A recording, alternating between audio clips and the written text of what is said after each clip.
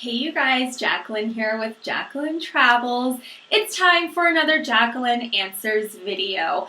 Right now there are a few airlines looking for flight attendants. I try to always post it on Tumblr or on Twitter so you guys have up-to-date information. And it seems that information is getting out there to you because you've been asking me questions, whether it be through my Twitter account, my YouTube, or my blog on how to become a flight attendant, what to expect during the interview process, and things like that. So I took a list of the questions that you guys had, and I'm going to do my best to answer them for you. But before we get going, I just wanted to say thank you a ton. It means a lot to me that you're reading my tweets and checking out pictures on my blog, or you're here on YouTube and you're watching my videos. That's awesome. Thank you for subscribing. Thank you for liking my videos. Thank you for reaching out. I love interacting with you guys. I love hearing your input, and I'm a talker. I like sharing my input. So it's a good little relationship that we've got going on. Thank you guys.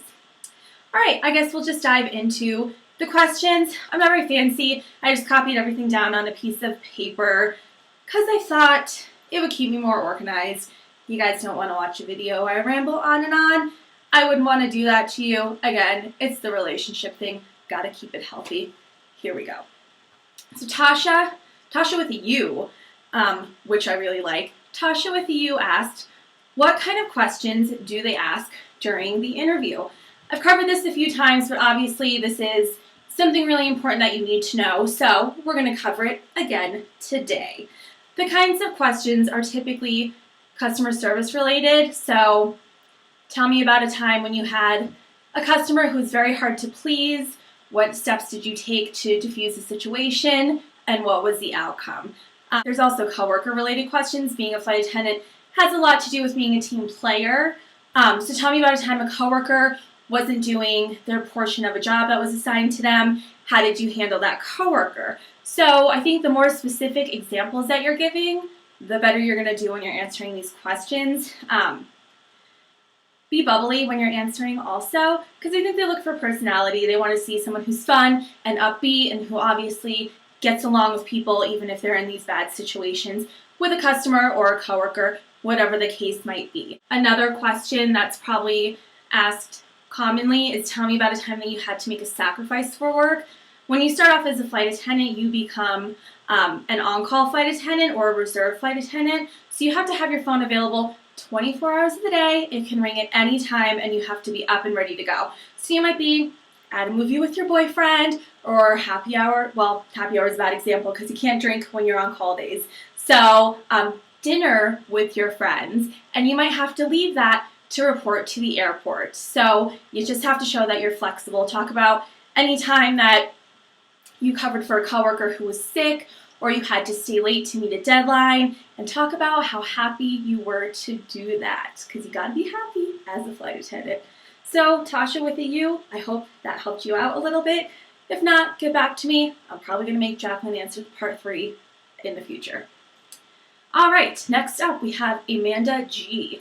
She hit me up on Twitter like crazy, and I loved every second of it. So thank you, Amanda. And I know you have an interview with JetBlue tomorrow. So good luck. Keep me posted. I want to know how that goes.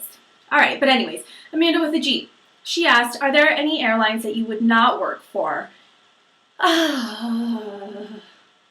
No, I pretty much would work for any airline out there. If you've been following this, you knew I was hired with a major airline before I took the job with my current airline, which is also another major airline in the U.S.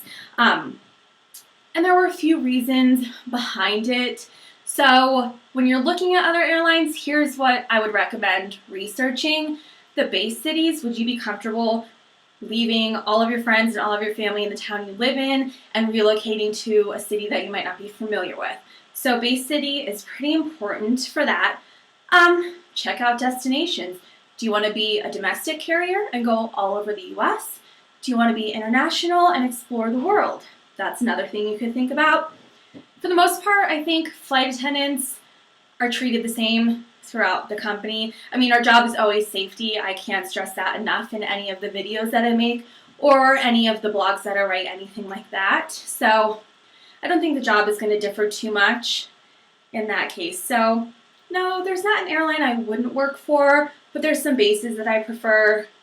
It's not guaranteed you're going to get your base anyways. I think a base is pretty important when you're trying to decide what airline to go with because you got to be happy there. You're going to be on the road all the time, and when you're not on the road, you're going to be on call. You're going to have to sit in the city for days. You might not get called on your reserve days, and you just got to be happy there. So think about the base. Pay, pretty typical. The company I'm with now did have a higher pay rate than the first company that hired me, so that's exciting. But I think overall, it's pretty standard across the board. The money's not too much of a difference. You're still poor when you're a reserve flight attendant. All right.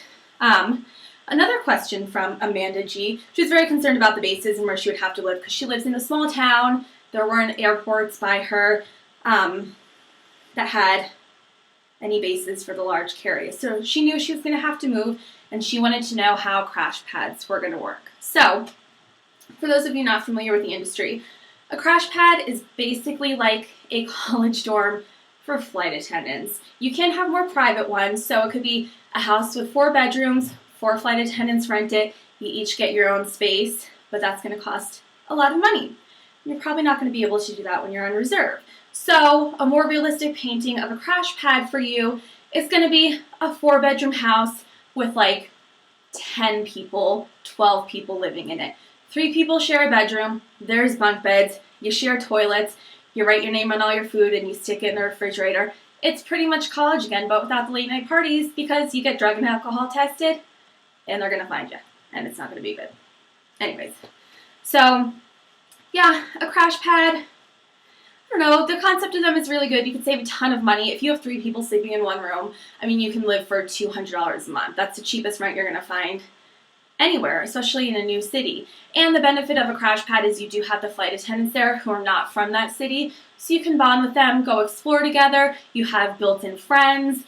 It's not that bad. It's just a privacy issue. So, you know, if you want to make videos like this, people are going to be sitting outside the door listening to the videos that you're going to make. Just depends on how shy you are, how much privacy that you want. But yeah, the process of finding a crash pad, pretty easy. In my crew room in my airport, there's always postings. Flight attendants are always looking for roommates. Some people want just commuters, so someone who flies in to the base city for their reserve days with hopes that they're going to be flying out and not spending a lot of time in the said flight attendant's home. And some people are fine with people who just live in the base city and they'll be spending more time in the crash pad. You guys are going to see each other a lot. That person's probably more friendly. You're going to get along better anyways. So, you know, it's a couple things to think about when you are looking for a crash pad. So, Amanda G, hope that solved it for you. All right, a few more questions. How do you stay healthy on reserve? This one is probably the biggest challenge that I faced as a flight attendant. I have a terrible schedule in August. I have 6 days on in a row that they can call me for anything. And fresh produce doesn't really stay good for 6 days. When you take it out of your refrigerator, put it in your cooler, get to the airport. By the time you remember to put it on ice, your lettuce is a little bit wilted, your spinach is kind of soggy, you don't really know if you want to eat those berries because they look a little bit funky. So yeah, packing healthy on reserve is definitely the biggest challenge that I faced.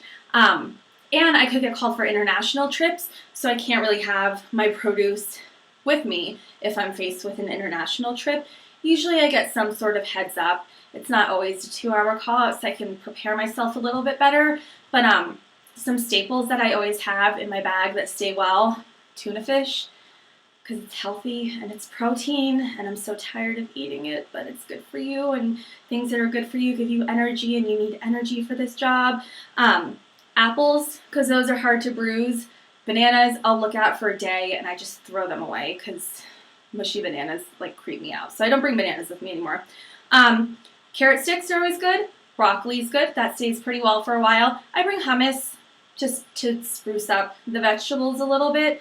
And I like making my hummus because I feel like I don't really spend a ton of money or waste a ton of money if I have to throw it away. Because, you know, a can of garbanzo beans is like 70 cents. So it doesn't cost that much. And a can will last me usually for those 6 days.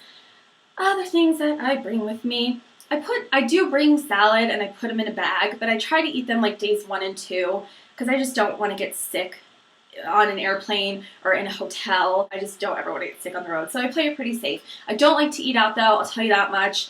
A couple things that I do love, like for breakfast, I'll bring oatmeal, and Trader Joe's has a great freeze-dried fruit section, which is different from just dried fruit. They don't add sugar to freeze-dried fruit, so I always add a ton of blueberries in my oatmeal, and those fruits stay good like forever because it just sucks all the water out of them. There's not really anything to go bad. So yeah, Trader Joe freeze-dried fruits are always good too. And then I have like lean cuisines because the plastic doesn't melt in the oven.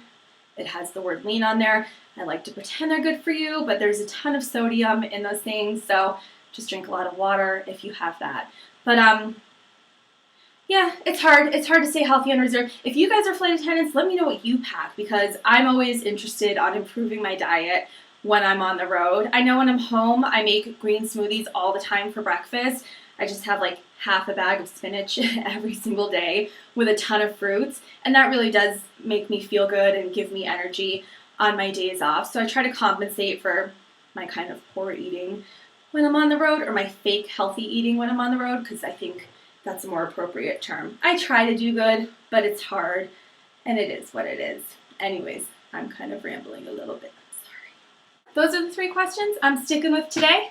I hope you enjoy this video. I hope you do well at your interview, Amanda G and Tasha with a U. I know you've got some interviews coming up. So you guys let me know if there are other questions that you want answered, or if I answered your question poorly, let me know because I would like to fix those answers for you. I want these videos to be beneficial for you. I want our conversations to be beneficial for the both of us. And yeah, I love doing this. So thanks for letting me be able to do this. You guys are pretty awesome. And I hope I get lots and lots of feedback from you soon. Thanks.